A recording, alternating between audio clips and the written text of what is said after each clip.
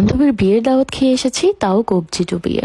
খাবারগুলো এত মজা ছিল। প্রথমে দিয়েছিল একটা কাবাব, যেটা খুবই ক্রিস্পি ছিল, মানে মন জিতে নেওয়ার মতো। তারপরে আমি একটু সালাদ নিয়ে নিলাম, এরপর নিয়ে নিলাম একটু মোরগ পোলাও।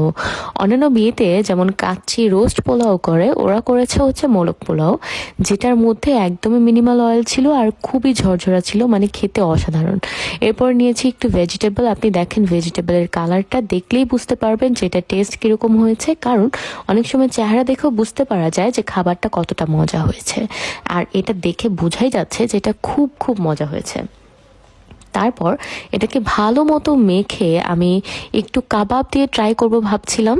তো পরে হচ্ছে খেয়ে দেখলাম যে ভালো মজা লাগছে। তারপরে একটু মাংস নিয়ে নিলাম, মানে মোরগ পোলাওর মাংস, যেটা খুবই মজা ছিল। ভেতরে মশলা টশলা সব কিছু গিয়েছে, খুব ভালো একটা তেহারি তেহারি ভাব আসতেছিল এটা থেকে, যেটা খেতে খুব মজা। তো আমি কখনোই ভেজিটেবল দিয়ে মোরগ পোলাও দিয়ে ট্রাই করিনি।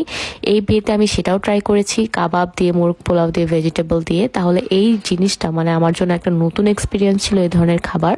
থ্যাংক ইউ বান্ধবী, যে তুমি আমাকে দাওয়াত দিয়েছো আর এত মজার মজার খাবার আমি খেতে পেরেছি, পাশাপাশি দর্শকদেরকেও দেখাতে পারছি। এজন্য আরো অনেক বেশি থ্যাংক ইউ তোমাকেও আর তোমার হাজবেন্ডকেও, আমাদের দুলাভাইকেও। তারপর বোরহানি নিয়ে নিলাম।